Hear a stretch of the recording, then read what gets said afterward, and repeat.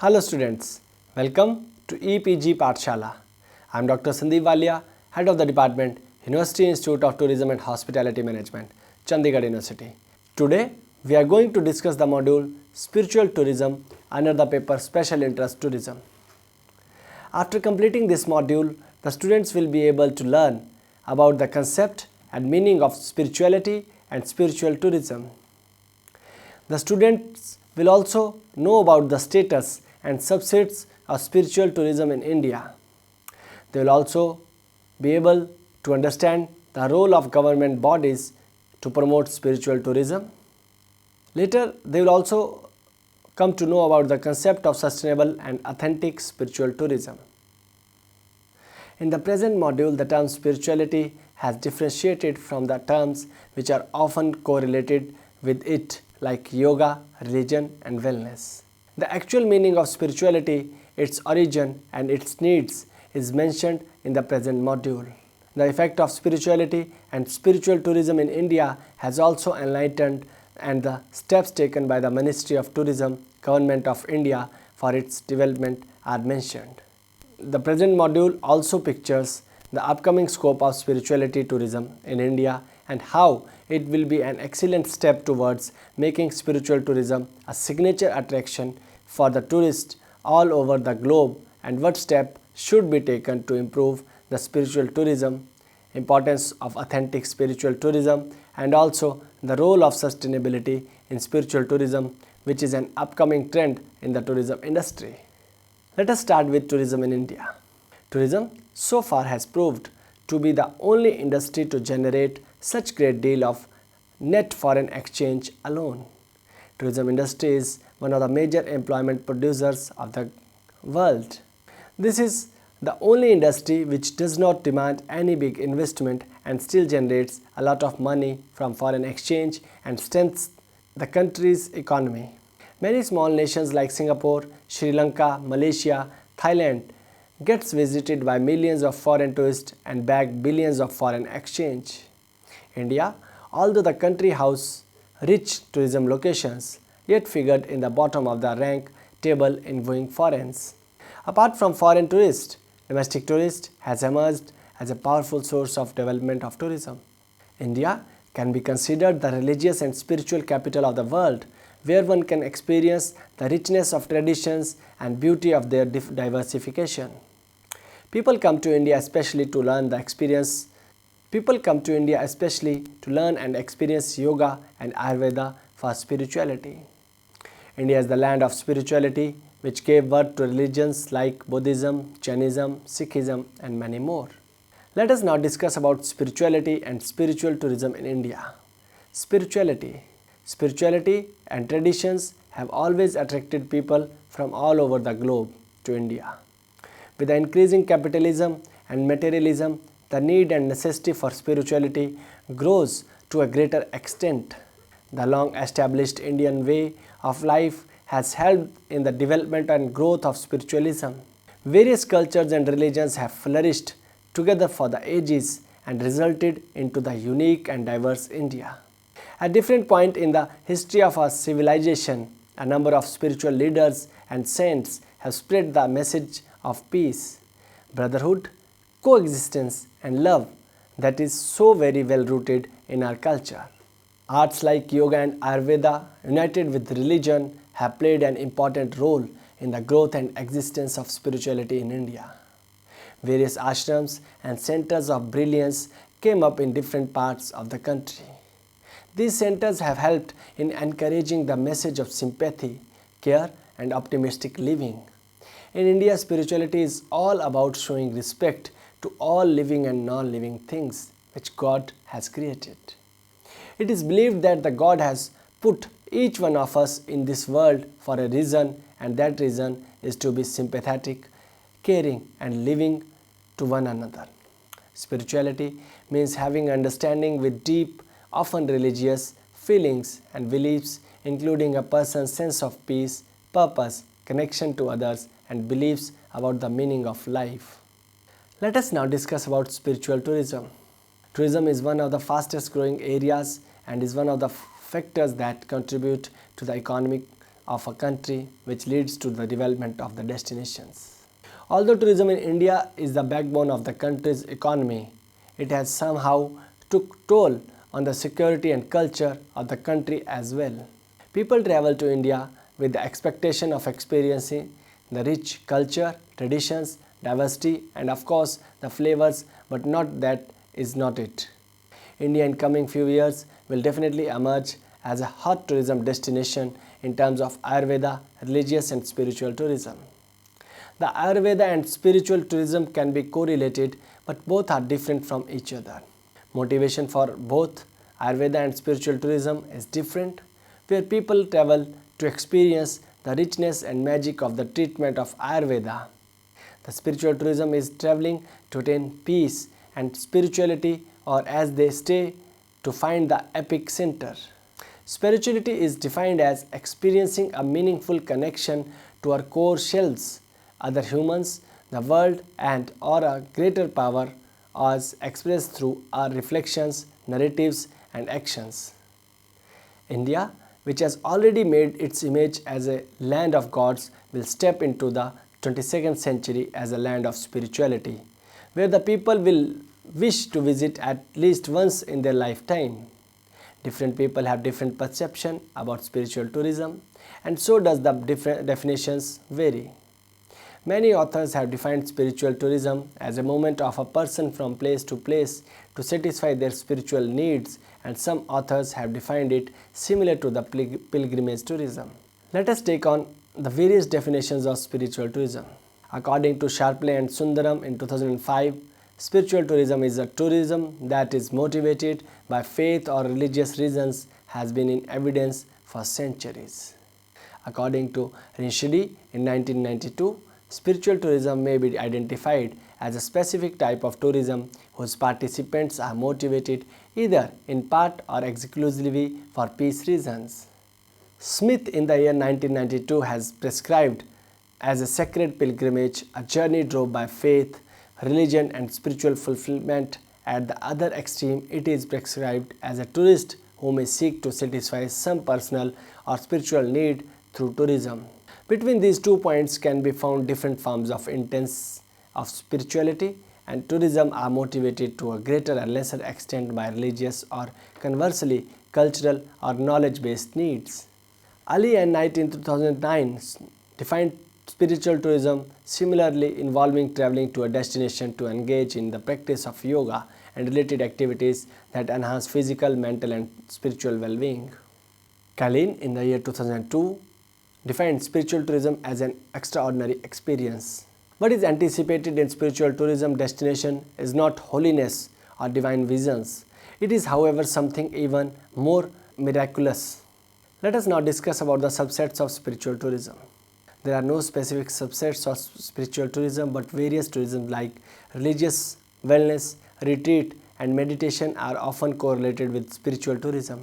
So it is important to clarify the difference and the similarities among all these types of tourism.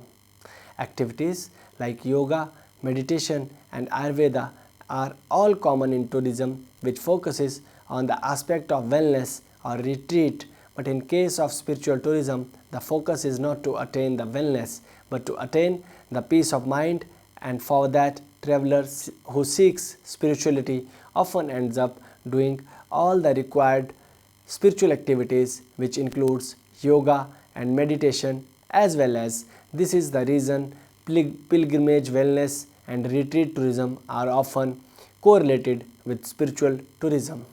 To know the difference and to understand the meaning of all these tourism, to differentiate them on the basis of their ground motivation, this tourism has deeply studied by various researchers and have come to a conclusion that all these are different but share some similarities. Below mentioned tourisms are frequently correlated with spiritual tourism. The first one is the religious tourism. Spirituality has so far correlated with religion, but as a matter of fact, spirituality is a broader and wider concept than religion. The religion focuses on the teacher, God, and his teachings which a community must follow to attain the peace of the soul, whereas the spirituality focus on the teachings irrespective of their origin. Religion has boundaries which allows and forbid people following it to perform an action, but spirituality has no boundaries. A person who wishes to attain spirituality can do anything. His true motive is to find out what teaching will help him finding his center, no matter which religion teaches it. Such people are usually known as spiritual but not religious. Religion is about belonging to a community and following the rules of that community, but spirituality is searching your true self, knowing the reality and living life outside the boundaries of the religion. Religions could be defined as a container in which there are specific spiritual practices which are preserved and passed on to the world, and spirituality is choosing and taking out what they wish to practice from that container and to do it in their own way. The second one is the yoga, meditation and Ayurveda. Yoga was originated in India 5000 years ago from South India as a spiritual discipline. Yoga is so far the most popular holistic search and the one to have entered and ruled the mainstream. Yoga has proved to be supportive in the treatment of critical lifestyle circumstances including anxiety, stoutness, diabetes and depression, and is skillful as a part of Ayurveda. On the mixture of styles, Hatha Yoga and Ashtanga are more commonly and popular. Often correlated with inner peace and meditation, yoga also plays a part in attaining spirituality. Yoga is originated from India as a part of other physical, mental and spiritual activities. Hinduism, Buddhism and Jainism are believed to have practiced yoga and meditation in India since the ages. Yoga is another way of practicing spiritual activities, but it does not belong to the specific religion. This activity can be performed anywhere and anyone can do it. Every asana, pranayam and mudra has its specific meaning and utility. Yoga is not just good for mind and soul, but it is also very useful for the body and health. The yogis from the ancient India used to live for the age of 100 and even more than that, just with the right amount of food and a lot of yoga. They did not just live long, they also lived well. This was the power that yoga believed to possess. 1st December 2016, yoga was announced as UNESCO's intangible cultural heritage.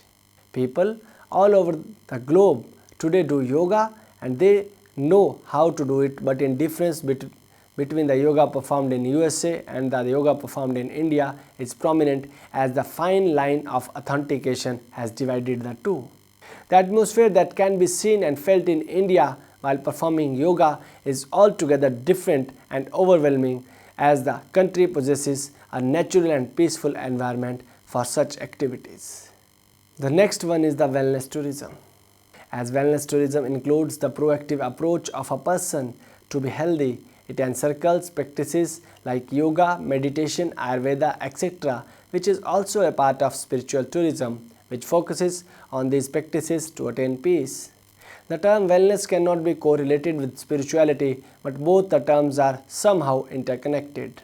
In India, a lot of people all over the globe come to experience the Ayurveda and special treatments which are counted under the wellness tourism.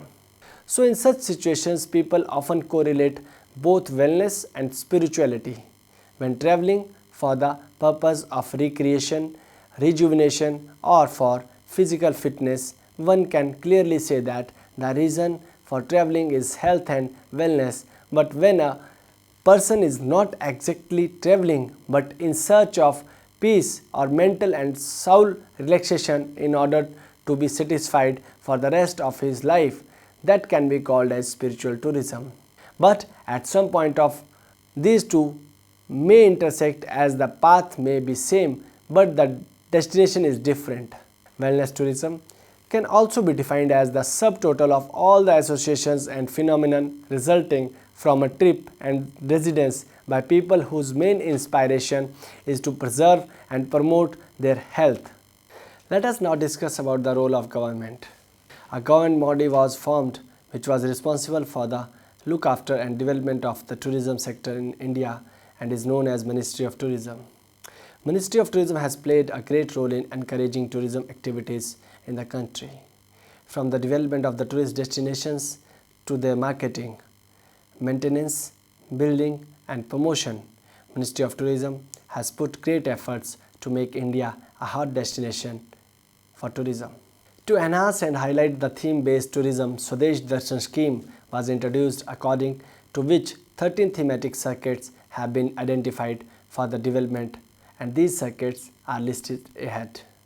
The first one is the Northeast India Circuit. The second one is the Buddhist Circuit. The third one is the Himalayan Circuit. The fourth one is the Coastal Circuit. The fifth circuit, which is known as Krishna Circuit. Then there is the sixth circuit, which is famous and is recognized as Desert Circuit.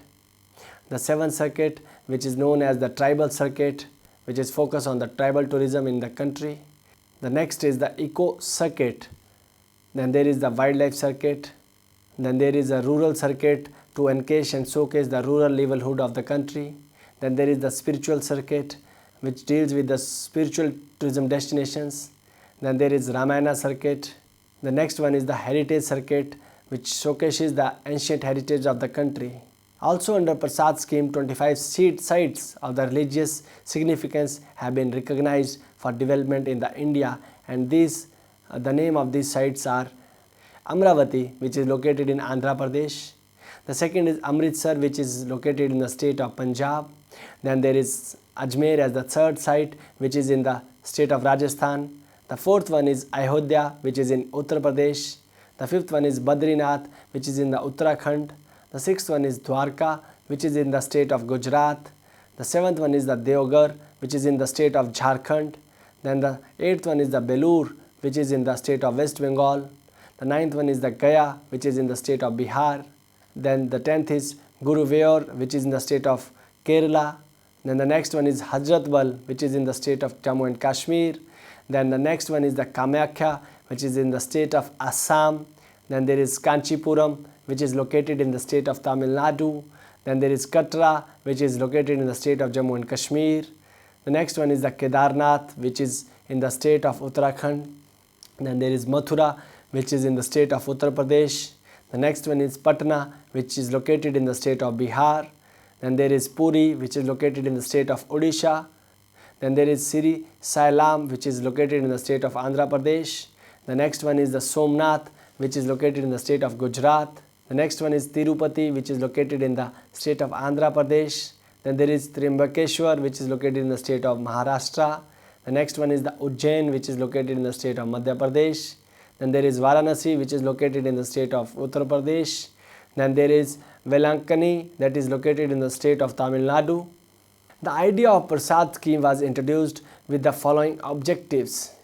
The main objectives were the control and develop pilgrimage tourism for its direct and multiplier effects on economic and social development. The second one is to enhancing the pleasant appearance of the tourist destination in a sustainable manner by building world-class infrastructure in the religious destinations. The third one is the creating responsiveness among the local people about the importance of tourism for them in terms of increase in income, better living standards, and overall progress of the area.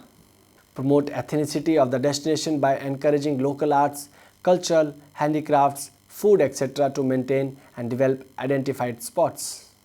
Let us now discuss about some of the ways to promote spiritual tourism in India.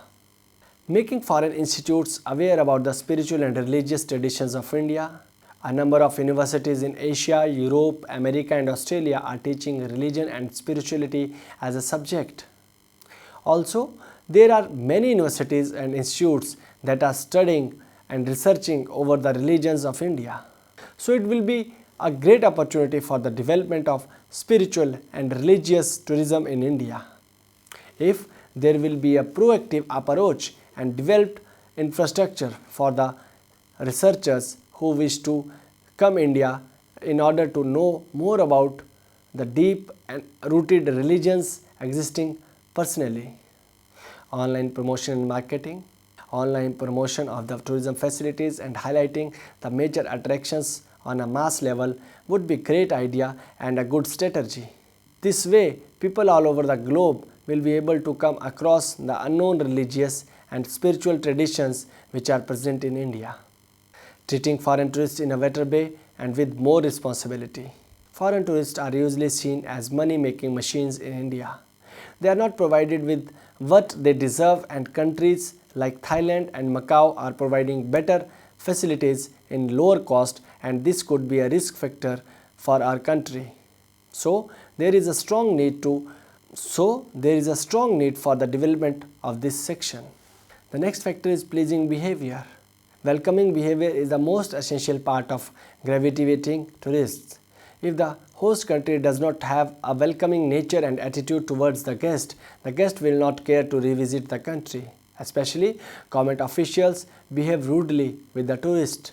We have to make sure that our officials will fit into the term of Atithi Devo Bhava and make the guest feel special and pampered. Encouraging the spirit of yoga, Ayurveda and spiritual tourism. Making people aware and encouraging them to approach India for satisfying their need of spiritual tourism. We can also make the image of India as the only destination which can provide world-class facilities when it comes to spiritual activities like yoga and meditation. Arranging festival tourism. India has a number of festivals like Holi, Deepavali, Dashera, Janmashtami, Eid, etc. These festivals can be arranged and organized at a huge level and invite people from all over the world to experience the richness of holy festivals and mystical charm. Tourists can be motivated by giving special offers on such occasions to visit India. The next one is the motivation for seeking spirituality. Spiritual vacation focuses on the relaxation and peace of mind, emotions, body and soul. The connection of all these four elements is inseparable and they are interdependent for overall well-being.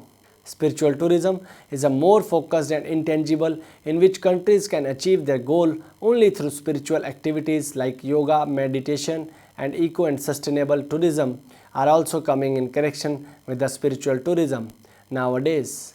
Here, the spiritual tourism can be stated as an astonishing experience.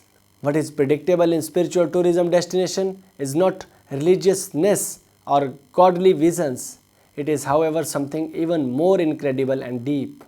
Opportunity to travel from our usual environment and look for happiness in the outer world is what makes one more curious. Spiritual tourism is all about the journey and does not focus on the destination. This makes the ground difference between the spiritual tourism and the wellness tourism. Also, the motivation for attaining spirituality is usually the age factor that encourages people to give up their normal environment to go on a quest for the soul. The next is the sustainability and spiritual tourism. Sustainable tourism is fast growing scenario in the tourism industry, and if all kind of tourism will be clubbed with it, the growth and success will go on hand in hand. Tourism Concern notes that sustainable tourism will be a core driver in the future as the destinations shape their picture. Sustainably developed tourism destination can be easily promoted as it is nowadays more preferred by the foreign tourist. The idea of sustainability also create so many social and financial opportunities for the destination community. Sustainability is the backbone of tourism these days, and in terms of spiritual tourism, sustainable ways of providing a better experience in activities like spiritual tours are in demand these days. With the growing trend of sustainable tourism, the need for change in the ways of providing spiritual facilities are also need to be updated, as both the sustainability and spirituality should cope up to maintain a smooth run for future. Authenticity in spiritual tourism. It is very important for the destination to be rooted with the spirituality so that the tourist will have an authentic experience. The reason that yoga meditation and Ayurveda, which are a part of spiritual tourism, have originated from India is the main motivation for the tourists who are in search of spirituality. The host country should provide as much as authentic activities and original practices to make sure the proper delivery of the facilities which the guest is expected to experience while the journey. The development and modernization has led the destruction of the originality of the activities that are being practiced, while the journey usually they are changed and molded according to the convenience of the tourist, but this is somehow affecting the authenticity of the spiritual practices. In order to avoid this, the host country should make sure to give the best but only the authentic, not the improvised things. Dear students, let us now summarize what we have discussed in this module. In the present module, we have discussed an approach to know the meaning and status of spirituality and spiritual tourism. The concept of spiritual tourism is often correlated with various other tourisms like wellness, religious and yoga tourism, but the difference is clearly mentioned in the present module, as the ground of the spiritual tourism is different from all other forms of the tourism. Moreover, the steps which government has taken and the steps which should be taken to improve and promote the spiritual tourism in India are also mentioned. Above all, the most important scenario, which is sustainability, has also played a part in promoting and enhancing the spiritual tourism, and is authenticity, which is being improvised these days, is also presented in this module. The purpose of this module was to make a clear image of the spiritual tourism and its scope in the upcoming market. And with these words, I sum up this module. Thank you.